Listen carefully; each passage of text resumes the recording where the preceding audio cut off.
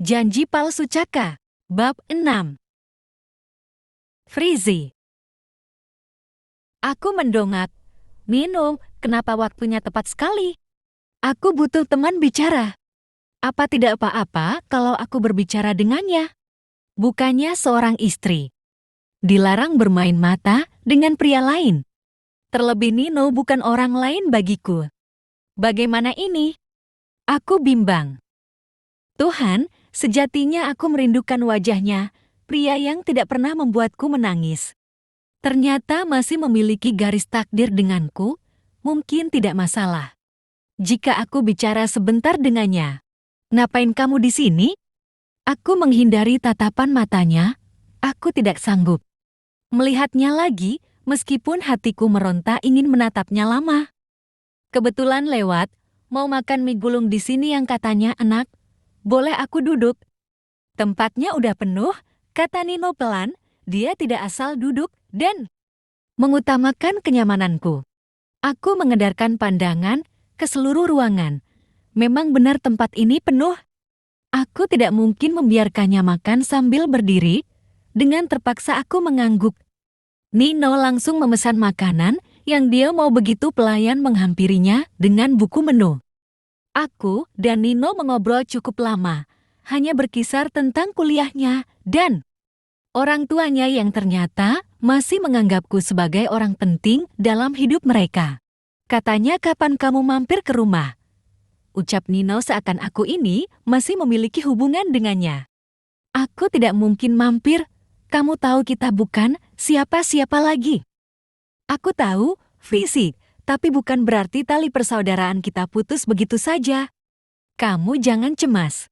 Meskipun aku mempunyai pemikiran untuk membawa kamu lari saat ini, tapi aku masih punya akal sehat. Orang tuaku tidak akan bisa menerima sikapku yang pengecut ini. Jelas Nino. Dewasa sekali dia. Aku terharu mendengar penuturannya. Apa dia yakin bisa menerima kenyataan bahwa aku bukan lagi miliknya? Terima kasih karena kamu mau menerima dengan tangan terbuka, tapi aku tidak bisa berjanji apapun. Aku sudah punya suami, aku ingin menjaga perasaan suamiku.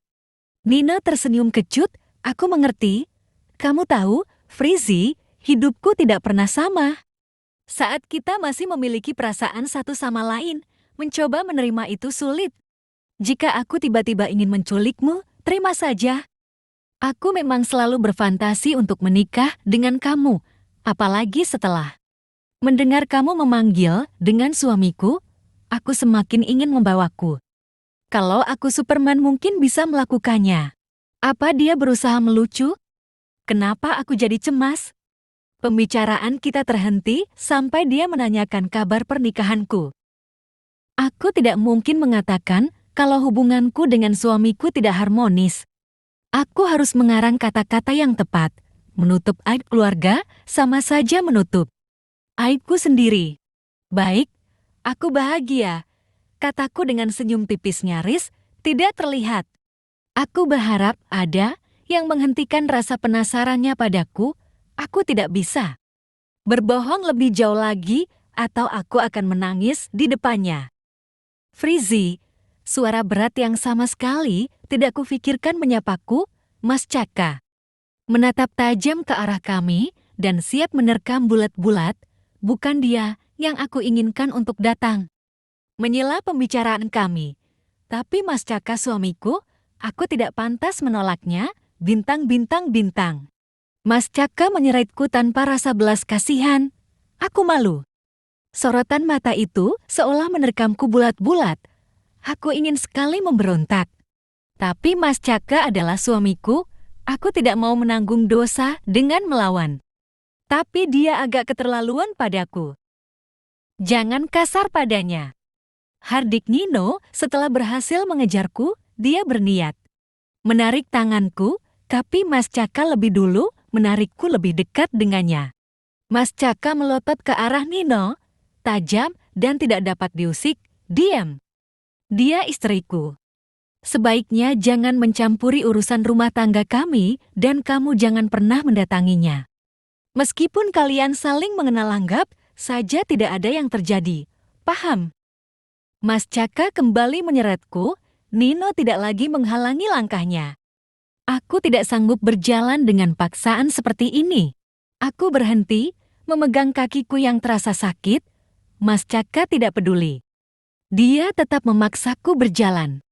Mas, aku bukan binatang peliharaan, hargai aku. Rintihku. Mas Caka mendelik, aku mengerut takut, harusnya kamu bisa menjaga sikap. Kamu yang tidak menghargai perasaanku, bukan aku. Dia mantan kamu kan? Kamu mau balikan? Tidak, Mas, aku tidak punya niat begitu. Alah, mana aku tahu isi hati kamu. Diamlah. Atau aku akan melakukan hal yang lebih membuat kamu malu. Mas, kenapa kau tegas sekali padaku? Aku ini istrimu, apa bukan? Kamu tidak pernah mendengar rintihanku? Sekali saja lihat aku sakit, Mas.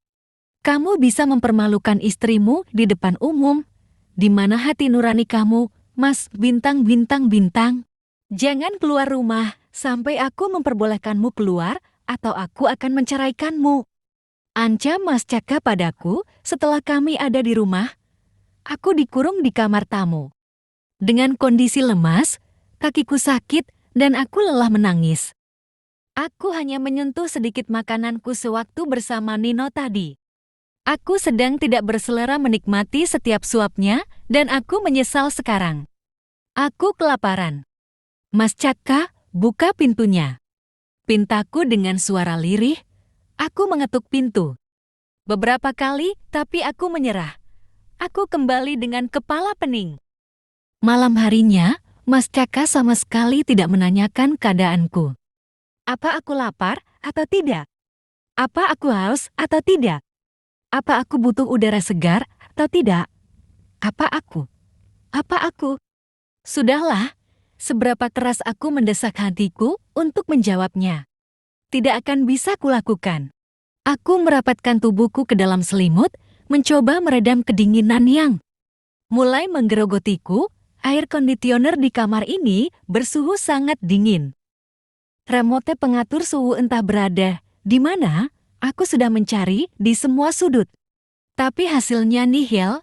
Aku kedinginan, benar-benar kedinginan dan kelaparan. Mas Caka, kamu di mana? Aku mengamati sekeliling, mungkin ada sesuatu yang berguna di kamar ini. Almari besar, nakas mini, TV, meja rias tanpa banyak perlengkapan, dan lampu tidur yang sekarang menyala. Tidak ada yang berguna untuk menghentikan suhu tubuhku yang mendingin. Kerlek, suara kunci diputar menyadarkanku. Aku menarik selimut lebih dalam, pura-pura tidur. Mungkin Mas Caka ingin melihat keadaanku, hatiku terasa hangat memikirkannya. Semoga Mas Caka berubah. Terdengar suara kenop pintu diputar, setelahnya hanya suara hentakan sepatu yang mulai mendekat ke arahku. Mas Caka, aku yakin itu, siapa lagi kalau bukan dia? Aku merasakan Mas Caka menyentuh keningku, hanya sebentar tapi cukup membuatku hatiku melambung tinggi. Aku dapat merasakan sentuhannya yang lembut. Aku mengulangnya sekali lagi. Apa benar-benar Mas Caka melembut padaku? Aku yakin itu. Terima kasih, Tuhan. Setidaknya suamiku masih punya hati nurani. Maaf, desa Mas Caka lirih. Sangat amat lirih, sampai aku harus menajamkan pendengaranku. Mas Caka meminta maaf padaku. Entah kenapa aku merasa Mas Caka benar-benar berubah. Mas Caka diam beberapa saat, hingga akhirnya tangan kekarnya melingkupi tubuhku dengan kuat. Dia menarikku dengan lembut, membopongku keluar kamar. Pria sedingin es itu memindahkanku ke kamar kami. Aku ingin sekali berteriak kegirangan dan memeluknya serat mungkin. Tapi aku harus menahan diri. Mas Caka membuka pintu dengan satu tangan, lalu melangkah masuk. Mas Caka membaringkanku di ranjang dengan space lembut sutra. Aku tahu ini kamar kita. Aku senang ternyata dia masih memikirkan keadaanku. Bintang-bintang-bintang. Bersambung.